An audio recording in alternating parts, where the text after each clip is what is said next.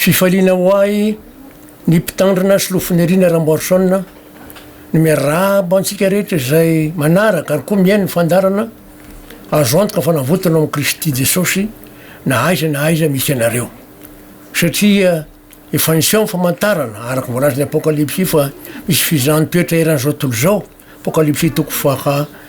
3:7 ka hatramin'ny 8:10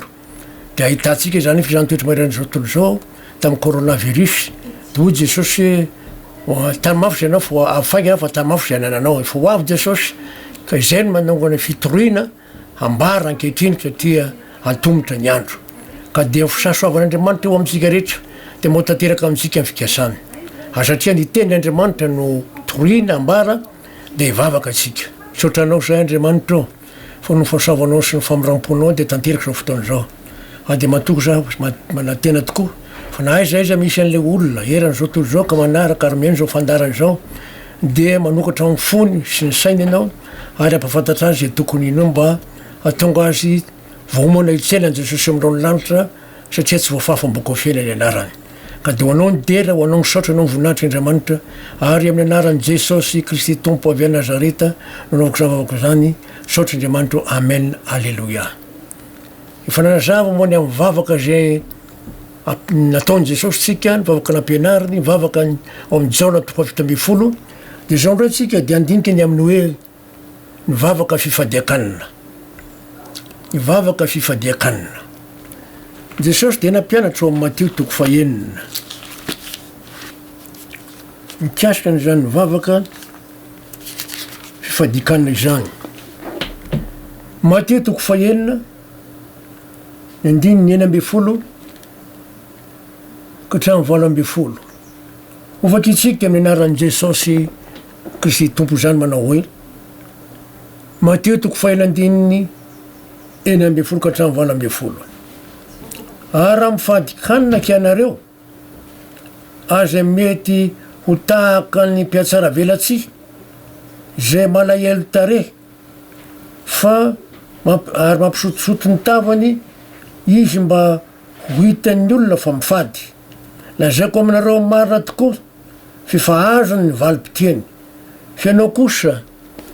raha mifadikanina dia hosoro ny lohanao ary sasao ny tavanao mba tsy ho hitan'ny olona fa mifady fa ho hitany rainao zay ao amin'ny mangingina ary ny rainao zay ao amin'ny mangingina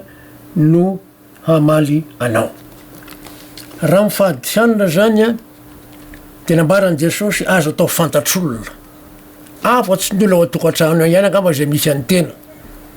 fa ny olona ny tsy tokony halala mihitsy hoe mifadianina zay no mahatonga azy ny tena hosoro ny lohanao ary sasao ny tavanao mba tsy ho hita ohatra hoe reraka zany na salam'izany zay ny amin'ny hoe fifadiakanina ary raha mifadiana araka ny teny Jesosy eto Jesosy dia mifadianina araka ny tentsika satria nahoana itsy ny fadianina hifanehitra amin'ny Satana Mateo 4 ny 1 ka hatramin'ny 4 ihany novaky itsika Mateo 4 ka hatramin'ny 4 minaran'i Jesosy Jesosy dia nety ny fanahy nankany an'efitra mba halainy devoly fanahy ary fadikanina 70 andro sy 70 alina izy koa noho ny afaka zany denona dia nanatona ny mpakafanahy ka nanao taminy hoe raha zanak'Andriamanitra ianao dia teneniko ho tonga mofo reto vato reto fa izy kosa namalika nanao taminy hoe voasotra hoe tsy mofo ihany no iveloman'ny olona fa ny teny rehetra izay lokony vavan'Andriamanitra etsika ny fanamasina ny tondra an' Jesosy ho any efitra mba ho alainy devoly fanahy ary rehefa tonga tany izy dia ny fadianina 70 andro sy 70 alina satria ifanandrina amin'ny fahavalo ary ifanandrina koa ny amin'ny arerahana dia mifadianina 70 andro 70 alina raha mamaky tsara tsika amin'ny resaka ny fanaovan'i Jesosy tamin'ny Satana dia nampiasa ny ten'andriamanitra foany jesosy satana koa mampiasa ny ten'andriamanitra fa voasoratra hoe dia valeny jesosy hoe fa voasoratra hoe ary ny fara moa dia ny tenin' jesosy taminy araky ny Matio 7 ny andininy faha folo manao hoe amin'ny anaran'i jesosy fa hoy jesosy taminy mandeha any ianao ry satana fa voasoratra hoe iaviandriamanitra ao no iankofanao ary izy ery ihany no ontompoinao. Hitantsika an'izany fa miampiasa ny ten'andriamanitra foana jesosy 7 andro sy 7 alina. Misy olon'andriamanitra ao amin'ny baiboly izay ny fahadianana 7 andro 7 alina tsy zany fa Mosesy ary indrozana nanao zany fahadiakana zany. Exodosy 7:30 Exodesy 7:30 ary indininy 8:20 zao voalaza akitsika ny anaran'i Jesosy mina hoe dia teo amin'ny avia 7 andro sy 7 alina izy sady tsy nihinan-kanina na nisotro rano. Zareo tsany eto a Mosesy zany a dia teo amin'atrehan'Andriamanitra 7 andro sy 7 alina tsy nihinan-kanina na nisotro rano. Ao amin'ny Deutéronomia 7 dia indro fahadianana Mosesy ady ho jerentsika zany satria zava-dehibe ny afantarana an'izay. Deutéronomia 7 dia afaka itsika ny andininy 7 minaran'i Jesosy mina hoe raha niankatra tao tenim-bohitra aho hanoray ny vato fisaka dia vato fisaka zay nisy ny fanekena natao taon'ny avia taminareo ka nitoetra 7 andro sy 7 alina teo an-tenim-bohitra sady tsy nihinan-kanina na nisotro rano. Mba azahoan'ny Mosesy mandray tsara le fanekena dia nididy folo tamin'ny vato fisaka zay nisoratan'ny fanondran'Andriamanitra dia ny fahadianana izy 7 andro 7 ary zay voalaza eo amin'ny andininy fa 12 sy 12 amin'ny anaran'i Jesosy. Deutéronomia 7 andininy 12 sy 12 ary fa ary no nitapitra ny 7 andro sy 7 alina dia nomeny ny avea ny vato fisaka roa dia lay nisy ny fanekena dia hoy avea tamiko miainga ka midina faingana hiala aty ianao fefa nanao ratsy ny olonao zay nentinao nivoaka avy tany amin'ny Egypta efa nalaky ny vily niala tamin'ny lalana izay efa nasaiko naliany izy ka nanao sariny zavatra anidiny ho azy. Fa tapitra ny 7 andro 7 alina zay nanatanteraha Mosesy ny fifadikanana teo anatrehan'Andriamanitra dia nomen'Andriamanitra azy ny didy folo zay masina satria vato fisaka n'Andriamanitra mihitsy nanao le vato fisaka ary ny fanondron'Andriamanitra ihany koa no nanoratra n'ilay didy folo teo amin'ny vato fisaka. Zatra nampalaina nefa adoy Andriamanitra tamin'ny Mosesy midiny ianao fa ny olona zay neto niakatra avy any Egypta dia mivadika. Raha manaraka ny tantara reo dia mbola kely volamena ny zanak'Israely ary mivavaka tamin'ny mbola kely volamena ary saiko haringan'Andriamanitra ny zanak'Israely dia mifona ho an'izy ireny Mosesy ny fahadianana indray fanondroany. Vakitsika ny andininy 12 amin'ny Deutéronomia 7 Deutéronomia 7 ny andininy 12 ka hatramin'ny 15 vakitsika aminaran'i Jesosy. Eo koa ny 12 dia niodina ka nidiny niala tamin'ny tendrombohitra raha mbola ny rehitra afo izy ary ny vato fisaka roa nisy ny fanekena dia teny an-tanako ary nijery aho ka indro efa nanota tamin'ny aviandriamanitra tsareo kianareo ka nanao ombola kely anidiny ho anareo nalaky ny vily hianareo niala tamin'ny lalina zay efa nasainy iave naleanareo dia noraisiko nivady fisaka roa ka nazerako avy teny an-tanako roa ka vakivakiko teo imasonareo nalahelo misesy sady tesy nahita ny zanaky Israely zay nosary mbola kely volamena de akohoka tamin'io niala tamin'ny Andriamanitra de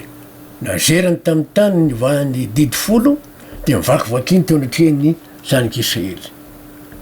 any andiny valo amby folo misy teny toy zay amin'ny anaran'i Jesosy manao hoe ary ny akohoka teo anatrehany ave 7 andro sy 7 alina tahaka n'lay teo ihany aho ka tsy nihinan-kanina na nisotro rano noho ny fahotanareo rehetra izay nataonareo tamin'ny nanaovanareo izay ratsy teo masony ave ka nampahateritra azy fa natahotra ny fahavinirany sy ny fahatezerany aho izay nahatezerany iave taminareo handringanany anareo dia ny haino aky indray iave tamin'izany andro izany noho ny fahotan'ny zanaky Israely nanao mbola kely volamena dia nifola tamin'Andriamanitra Mosesy satria saika ho aringa n'Andriamanitra ny zanaky Israely Andriamanitra nilaza hoe ho aringako ny zanaky Israely fa hanao kosa aho ry Mosesy ho firenena lehibe tsy nanaky an'izay Mosesy fa nifona ho an'ny zanaky any akokany de nifadianina 7 alina indray de neken'Andriamanitra ny emon'Andriamanitra izy Mosesy zany nifahadianina 7 andro 7 alina indroa zay ny nataony Jesosy kosa indray mandeha tsy milaza zany akora ny Mosesy nitsaha fa noho nle fahotany zanaky Israely no natonga ny Mosesy nifadiana indroa voalohany mahazony mandray an'le vato fisaky ny fanekena mididy folo ny faharoa no ny fahotany zay kely ny any Jesosy kosa no ny fahotany zao tontolo zao sy nazony ny fanatrika amin'ny Satana nanaovany zany fadikanina 7 andro sy 7 alina ary nakasan'Andriamanitra izany Jesosy de niteny mihitsy hoe raha mifadianitsika de azo atao fantatr'olona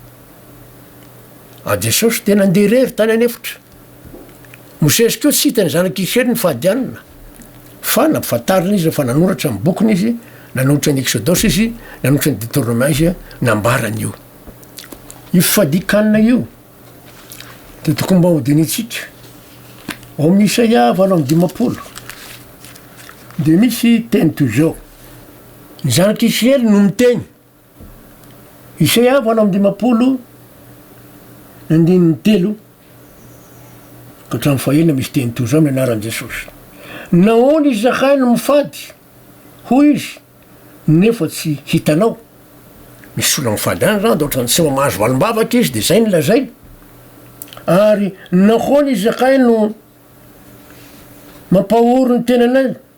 nefa tsy hahoanao indro fa amin'ny andro fifadianareo azy de mbola ny tianareo ihany no ataonareo ary ny mpiasa rehetra ao aminareo efa ampahorianareo hoy Andriamanitra hoe mifadianinareo de zay tianareo ihany no ataonareo ary ny mpanomponareo mpiasanareo ampahorianareo endro ny hiady sy ny fanditra no antony ifadianareo mifadianinareo mba ifanditra hiady mba handresy tonga zany ary ny hamelony amin'ny tohondrony faharatsiana zao no ifadianareo zao miady ny olona manao fadiakana izy mba hiady mba handresy tsy zany ny tadiavin'Andriamanitra moa fifadiana toy zany va no ankasahako dia andro ampahoriana ny olona tena ny ampiondrika ny lohany tahaka ny zozoro sy ny mindra lafilamba fanao ny rahandavelona dereo tsara eto misy zany ny olona maka lamba rahana velona ampahorin'ny olona ny tenany ampitondrika ny lohany tahaka ny zozoro ny andahatra lamba fisaonana raha randavelona ho fandriana ny andrereo zany zavatra asa ivelany de tsy nakasan'Andriamanitra izany moa izany va no natao hoe fifadiana sy andro ankasany ave tsy akasan'Andriamanitra hoe akaza mampahorotena dia manlahatra lamba de asiko lavela de eo any matory atahaka nateony jiosy tsy zany akazany de ahoana ozy Andriamanitra eo amin'ny Isaia toko fahavalo amby diapolo andiny fito sy ny valo zao firaz'Andriamanitra azy moa tsy ny hizarany mofonao hoany malahelo va sy ny ampiatrano ny ory manjenjena ary mba hanafianao zay hitanao mitanjaka ka tsy hirimbelona amin'ny namanao ianao zay ny tadiavan'Andriamanitra te hoe sady mifadianina manao zany fa raha izany de posaka tahaka fahazavany maraina ny fahazavanao ary ho tonga faingana ny fasisananao ny fahamarinanao loha lalanao ary ny voninahitry ave ho vody lalanao mahazo voninahitry avanao raha izany le hoe fifadikanina maro ny alony zany hoe mifadianina noho ny tombotsoan'ny tenany noho ny fitiavatenany fa tsy mba hitombony ny finoana na tanteraka ny fitiavana ao amin'ny tenany ao reo olon'Andriamanitra sahala amin'ny Estera raha vakitsika ny sotra de Jean voalaza satria ny prime ministre de efa nao tetikady hamono ny Israely rehetra ka rehefa fantatry Mordekay zany dadatoan'ny Estera de laza tamin'ny Estera izy de zao ny afatry Estera mba zony manatona ny mpanjaka amin'ny Estera toko fahaefatra ny andiny dimy mbifolo ka hatramin'ny fito ambifolo manao amin'ny anaran'i Jesosy de nampitondra valiny hoany amin'ny Mordekay indray Estera ka nanao hoe mandehana ary vireo ny jiosy rehetra zay hita ao Sosana ary mifadikanina noho ny amiko ka aza mihinana na misotro hatelona na andro na alina ary zaho sy ny ankizy vaviko hifady toy izany koa ary tam'izany no hidirako ao amin'ny mpanjaka na dia tsy araky ny lalàna aza koa raha tahiny maty aho de maty de lasa Mordekay ka nanao araky zay rehetra nandidiny Estera azy tsy azo atao mihitsy ny makao amin'ny mpanjaka raha tsisy izy mampianaka manondro an'le olona amin'ny teany ary zay natonga ny Estera nangataka tamin'ny dadatoa Mordekay vorio daholo ny jiosy rehetra manao vavaka hatelona fadiana sady tsy maindry rano ka avy eo aho zako zako sy ny ankizy vaviko eo ifadikanina ary raha ohatra ka akao mpanjaka ka maty alao maty fa de andeha aho zay zany natao ady ny fadianina tokoa zareo hatelona andro alina mampalahelo ny fifadikanina ataon'ny olo ankehitriny mampalahelo ny fifadikanina ataon'ny olo ankehitriny fa zao misotro rano izy misotro jus tsia tsy misotro rano mihitsy tsy misotro jus zany mihitsy sady tsy manendrikanina tsy misotro rano zay fifadikanina rehefa vita le hatelona fifadikanina ataon'ny Estera ambany vahoaka Israely de nakao amin'ny mpanjaka izy avy de niditra izy de nitazana azy no mpanjaka aloha satria mpanjaka tsy niantso azy ateo koa ny prime ministre ateo rany de hoe ho faty mpimavy teny fa zao rehefa nanatona Estera sady de tondrony mpanjaka ohatr' zao de afaka nandray ny teany mpanjaka Estera dia ndresaka taminy ary zay zavatra lehibe mihitsy zany fa rehefa misy zavatra ady mafy ady mpanahy de azo ataony fadianina na mampitombo ny fitiavana araka Andriamanitra ao amin'ny tena na mampiorona ny finoana de mifadianina mba atonga ny tena mandresy antonga ny tena ho tena ho zanak'andriamanitra ka miasa mifanamasina atonga antsika mihoatra noho ny mpandrisy am'izao fiainana zao. Le fadikaniny zany dia nataony reo apôstôly ko izy io ary zava-dehibe no anaovana an'izany satria rehefa misy alehan'ireo apôstôly maniraka olona izy de mifadianina zareo azay zany a nizatra tokony no ataotsika izay satria zavatra lehibe no tokony anaovana an'izany. Asan'apôstôly toko fahasivy andininy fahasivy misy teny toy zao. Asan'apôstôly toko fahasivy andininy fahasivy amin'ny anaran'i Jesosy manao hoe tsy nahita izy hatelona sady tsy nihinana na nisotro. Ny apôstôly Paoly resahany eto raha mifaina tamin'i Jesosy tany lalan'ny Damaskosy izy ka nianjera de nizatra nitranga rehefa nahita le fahazavana ka niteny Jesosy hoe Saoly naonany de manenjika ahy ianao toy Saoly tam'izay hoe satria mbola tsy Paoly izy moa anao toko te zany Jesosy zay enjenao ary efa nalasa ny feo nanana miakateny azy Jesosy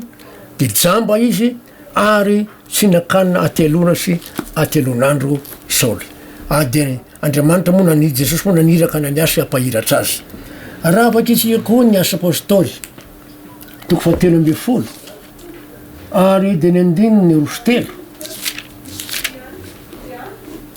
Asa apôstôly toko fahatelo amby folo andininy rositelo aminaran'i Jesosy.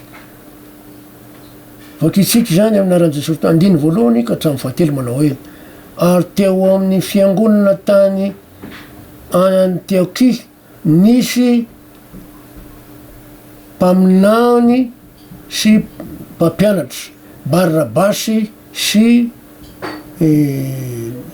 Simeona zay atao hoe Nigera sy Lozio Kireniana sy Menahena zay atao hoe tamin'ny zay ny olonolona tamin'ny Heroda mpanapaka ary Saoly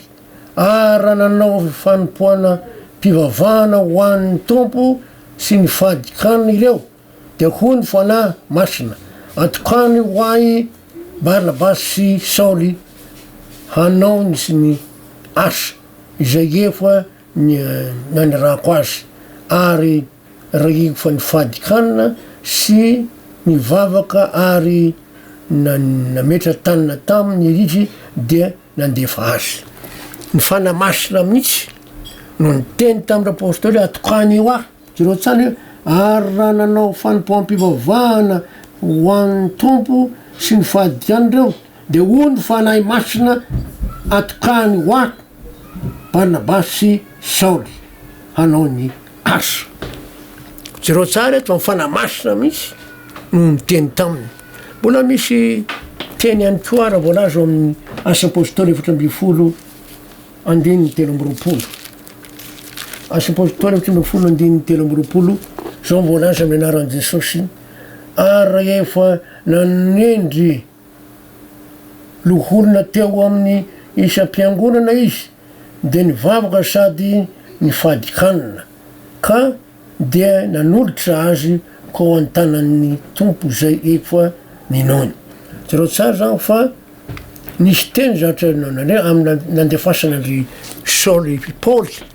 araky ny hitatsika izao ny andininy roa amby roapolo de hoe nampahery ny fanahiny mpianatra ka nananitra azy ahatra amin'ny finoana sady nilaza fa tsy maintsy ho amin'ny fahoriana be no idirantsika amin'ny fanjakan'Andriamanitra ary rehefa nanendry loholona teo amin'ny isam-piangonana izy de nivavaka sady nifadikanina ka dia nanolotra azy ho an'ny tompo zay eko fa ninony. Zereo tsara eto fa nanolotra loholona isam-piangonana reo ary tamin'ny fandroany zany a dia nivavaka ho an'izy reo zao nifadianina ary azy nona fa tsy maintsy nametra tanina tamin'izy reo izy de nanolotra zay mihitsy ny teny eto hoe ny fadikanina ka dia nanolotra azy ho an'ny tompo zay efa ninony isao atsika Andriamanitra fa mandrak'izay famindram-pona tena zava-dehibe io fifadiakanina io tsy fadianina mba sehosehoana tsy fadianina mba ilanaka za mafadianina fa fadianina angataka amin'ny tompo fa misy asa tao ary na ohatra hoe anolotra mpitandrina nanolotra dekôna de mifadianina mba azon'ny fanamarisa miasa ao amindreo olona izay atolotra ho mpitandrina na atolotra ho dekôna fa ty tena zava-dehibe ny asa ametrahana atolotra andreo olondreo azay ny hitatsika eto fa hoanle olona ny fidinizareo da veriko ray mandela andininy telo amby-roapolo ary rehefa nanendry lo olona teo amin'ny isa-piangonana izy de nivavaka sady ny fadikanina ka de nanolotra azy ho an'ny tompo zay efa ninony zareo le fifidianina lo olona mihitsy mpitandra mantsy nateo lo olona atao amin'ny baiboly mpitandrina nateo lo olona rehefa nanendry nreo olona reo izy isa-piangonana de nivavaka sy fadianina mba azony manolotra azy ho an'ny tompo tsy nanolotra azy ho an'ny fiangonana fa nanolotra azy ho an'ny tompo araky ny teny eto fa zava-tsara hoe fadianina ka dia nanolotra azy ho an'ny tompo zay efa ninony nanolotra andreo olona loolondreo ho an'ny tompo mba hiasa ho an'ny fiangonana isaro atsika Andriamanitra fa mandrak'izay famindram-pony de zay ma zava-dehibe ny amin'ny fifadikanina ivavaka tsika saotranao zay Andriamanitra famindram-ponao saotra ny amin'ny teny zay menao anay indrindra ny fanazavana mboana fifadikanina ka de anao ny dera anao saotra na voninahitra Andriamanitra amin'ny alatsy tompo saotra manitra amen alleluia de manao veloa mahafinaritra indray toko fa savan'Andriamanitra amitsiketra amin'ny anaran'i Jesosy Kristy avy Nazareta anaovako velomanao amanaraka indray amen